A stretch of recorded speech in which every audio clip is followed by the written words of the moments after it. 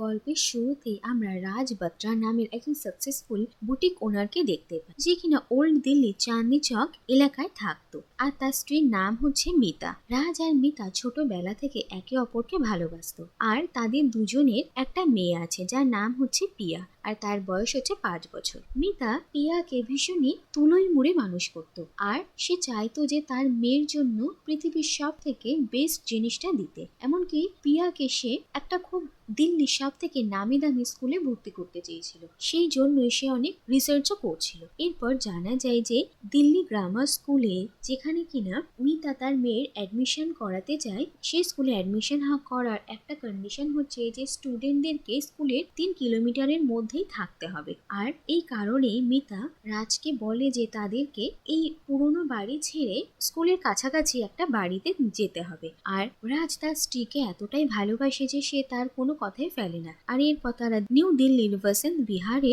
একটা অনেক বড় ভিলাতে শিফট করে, আর মিতা ভীষণই খুশি ছিল। এরপর সে ভিলাটা সুন্দর করে নিজের মতন করে সাজায়, আর সে এলাকার আশেপাশের সব মানুষজনদের সঙ্গে বন্ধুত্ব করার জন্য একটা পার্টি রাখে আর সবাইকে ইনভাইট করে। আর যে মানুষজনেরা সেখানে এসেছিল তারা ভীষণই আর্টিফিশিয়াল, আর রাজ এত কৃত্রিমতা বোঝে না। আর সে ওই পার্টিতে নিজের মতন করে আসে আর সবার সঙ্গে সখ্যতা করার চেষ্টা করে। আর এমনকি রাজ আর পিয়া তাদের একটা ফেভারিট পাঞ্জাবি গানে নাচ করা শুরু করে, যা দেখে পার্টিতে উপস্থিত সবাই অবাক হয়ে যায়। আর মিতা রাজকে আটকাতে না পেরে গিয়ে মেন সুইচে অফ করে দেয়, যাতে মিউজিকটা অফ হয়ে যায় আর চারিদিকে অন্ধকার হয়ে যায়। আর এরপর রাজ যখন সেই মেন সুইচের বোর্ডের কাছে আসে, তখন মিতা তাকে এইসব কিছু করতে বারণ করে, কারণ এতে পিয়ার ভবিষ্যতে খারাপ হবে। আর এরপর রাজ পার্টি থেকে চলে যায় আর তাদের সবাইকে নিজেদের মতো এনজয় করতে বলে। এরপর আমরা দেখি যে ধীরে ধীরে সময় কাটতে থাকে, আর মিতা রাজকে একজন কনসালটেন্ট সৌমিয়ার কাছে নিয়ে যায়। আর সৌমিয়া রাজ আর মিতাকে স্কুলের পেরেন্ট টিচার মিটিং এর ইন্টারভিউর জন্য প্রিপেয়ার করে। আর অনেক প্রিপারেশনের পরেও যেহেতু তারা ভালো ইংলিশ বলতে পারে না, সেই কারণে পিয়ার অ্যাপ্লিকেশন রিজেক্ট হয়ে যায়। অন্যদিকে আমরা দেখি যে রাজের বুটিকে কাজ করা একজন এমপ্লয়ি মেয়ে আরটিই কোটাতে সেই স্কুলে অ্যাডমিশন হয়, যে স্কুলে মিতা তার মেয়েকে অ্যাডমিশন করাতে চায়। যা জানতে পেরে মিতা ভীষণই অবাক হয়। আর আরটিই কোটা হচ্ছে কিছু গরিব বাচ্চাদেরকে বড় স্কুলে পড়তে সাহায্য করার একটা স্কিম। আর এরপর মিতা রাজকে বলে যে সে তার মেয়েকে দিল্লি গ্রামার স্কুলে পড়াতে চায়, আর তার জন্য রাজকে যা করতে হয় রাজ যেন তাই করে। আর এরপর একদিন রাজ সে স্কুলের সামনেই যায় আর সেখানে ঘোরাঘুরি করতে শুরু করে। এরপরই রাজকে সেখানে দেখে স্কুলের বাইরের একজন চাওয়ালা রাজকে কিছু ঘোটালা করে স্কুল অ্যাডমিশনের বিষয়ে বলে, তার জন্য কিছু টাকা পয়সা খরচা করতে হবে। আর এরপর রাজ মিতাকে এসে এই কথা জানায়, আর মিতাও রাজকে বলে যে যা করতে হয় রাজ যেন তাই করে। এরপর রাজ সেই লোকটাকে এসে টাকা দেয়, আর সেই লোকটা সব ডকুমেন্টস ওলটপালট করে আরটি কোটাতে পিয়ার অ্যাডমিশনের ব্যবস্থা করে দেয়। আর এরপর তারা রাজকে গ্যারেন্টি দেয় যে তাদের মেয়ের অ্যাডমিশন হয়ে গেছে। আর যা শুনে রাজ আর মিতা দুজনেই ভীষণই খুশি হয়। কিন্তু এরপরই নিউজে তারা দেখে যে কিছু বড়লোক মা বাবা আরটি কোটার মিস ইউজ করে নিজেদের বাচ্চার অ্যাডমিশন করাচ্ছে, যার ফলে গরিব বাচ্চাদের অপরচুনিটি মিস হচ্ছে।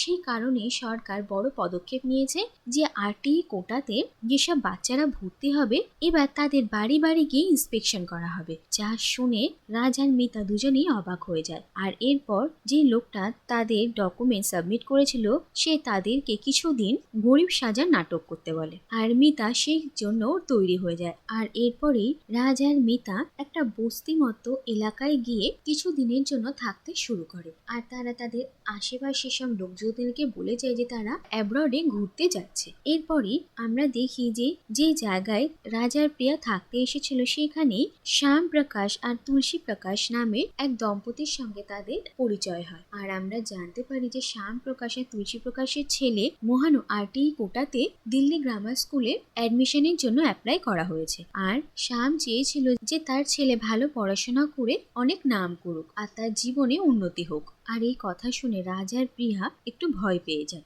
এরপর আমরা দেখি যে রাজ শ্যামপ্রকাশের সঙ্গে সে যে বিস্কিট ফ্যাক্টরিতে কাজ করতো সেইখানে কাজ করতে শুরু করে, আর অন্যদিকে প্রিয়া এই বস্তি এলাকায় কিভাবে জীবনযাপন কাটাতে হয় সেটা দেখে। আর তারা দুজনই এটা রিয়েলাইজ করে যে এই সাধারণ মানুষগুলোর জীবন কতটা কষ্টকর।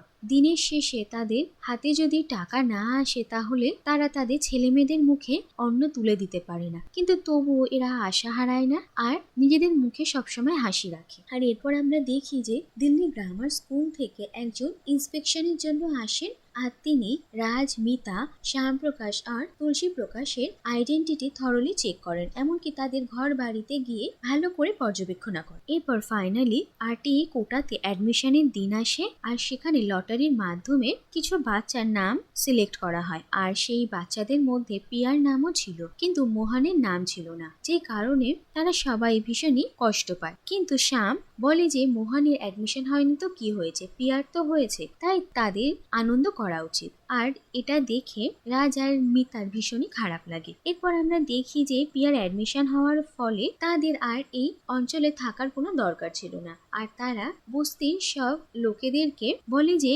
রাজের অন্য একটা জায়গায় ভালো কাজ পেয়ে গেছে, সেই কারণেই তাদেরকে এবার সেখানেই গিয়ে থাকতে হবে। আর তারপর রাজ আর মিতা সবাইকে বিদায় জানিয়ে আবার নিজেদের বাড়ি ফিরে আসে, আর পিয়া দিল্লি গ্রামার স্কুলে পড়াশোনা করা শুরু করে। কিন্তু রাজ যা করেছে সেটা সে কিছুতেই ভুলতে পারছিল না, আর তার মনে ভীষণই গ্লানি বোধ কাজ করছিল, আর নিজের বাড়িতে এসেও সে শান্তি পাচ্ছিল না। মিতা রাজকে বোঝানোর চেষ্টা করে যে যেটা হয়েছে সেটা তারা তাদের মেয়ের ভালোর জন্য করতে বাধ্য হয়েছে, কিন্তু রাজ মিতার কোনো কথা শুনে সান্ত্বনা পাচ্ছিল না। আর রাজের ক্রমাগতই মনে হচ্ছিল যে তারা মোহনের অধিকার কেড়ে নিয়েছে শুধুমাত্র অন্ধ পয়সার জোরে। আর এরপর মিতা রাজকে বলে যে তারা মোহন যে স্কুলে পড়ে সেই স্কুলে উন্নতির ব্যবস্থা করতে পারে। আর এরপরই একদিন রাজ আর মিতা সেই সরকারি স্কুলে যায় যেখানে এখন মোহন পড়াশোনা করছিল, আর সেই স্কুলে ভীষণই খারাপ অবস্থা ছিল। আর এরপর তারা সেই স্কুলে মেরামত করে, ভালো টয়লেট বানায় আর নতুন নতুন বই দিয়ে সাহায্য করে, যা দেখে স্কুলের প্রিন্সিপাল ভীষণই খুশি হয়, আর তারা রাজ আর মিতাকে অনেক ধন্যবাদ জানায়। এরপর একদিন শ্যাম দেখে যে তার ছেলে মোহন খুব ভালো ইংলিশ পড়ছে, যেটা দেখে সে ভীষণই অবাক হয়, আর সে স্বামীর স্কুলে গিয়ে প্রিন্সিপালকে তাদের সন্তানদের এত ভালো লেখাপড়া করানোর জন্য ধন্যবাদ জানায়।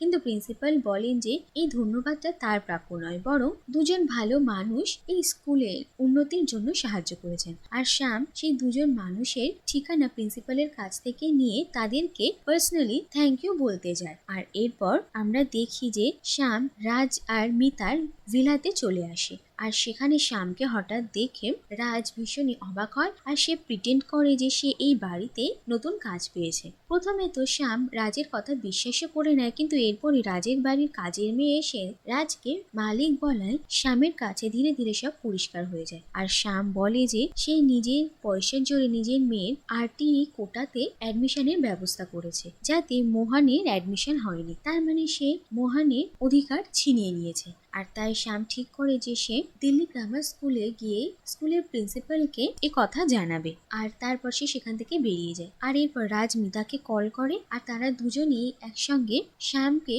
স্কুলের প্রিন্সিপালের সঙ্গে দেখা করতে আটকাতে যায়। কিন্তু স্কুলের প্রিন্সিপালের সঙ্গে দেখা হওয়ার আগেই শ্যামের সঙ্গে পিয়ার দেখা হয়, আর পিয়াকে স্কুলে পড়াশোনা করতে দেখে আর এত খুশি দেখে শ্যামও খুব খুশি হয়, আর সে প্রিন্সিপালের সঙ্গে দেখা করার সিদ্ধান্ত বদলে নেয়। আর এরপরই রাজ আর মিতার সঙ্গে শ্যামের দেখা হয়, আর শ্যাম তাদেরকে বলে যে তাদের ভয় নেই, তারা তাদের সন্তানের সঙ্গে যেটা করেছে সে পিয়ার সঙ্গে সেটা কিছুতেই করতে পারবে না। এই বলে শ্যাম সেখান থেকে চলে যায়। আর এটা দেখে রাজ আরো গ্লানিতে ভুগতে থাকে, আর এরপর সে ঠিক করে যে যেটা হচ্ছে সেটা ঠিক হচ্ছে না, আর সে এবার নিজে প্রিন্সিপালের সঙ্গে কথা বলতে চলে যায়। মিতা তাকে আটকানোর অনেক চেষ্টা করে, কিন্তু রাজ মিতার কোনো কথা শোনে না। আর রাজ যখন প্রিন্সিপালের সঙ্গে গিয়ে কথা বলে নিজে থেকে এটা জানায় যে তার মেয়ে স্ক্যাম করে আরটিএ কোটাতে ভর্তি হয়েছে, তাতে প্রিন্সিপাল বলে যে তার মেয়ে পিয়ার অ্যাডমিশন তিনি আরটিএ কোটা থেকে জেনারেল কোটায় করে দেবেন, কিন্তু এই স্ক্যান্ডেলটা বাইরে আসলে চলবে না, কারণ এতে তার স্কুলের রেপুটেশন নষ্ট হবে।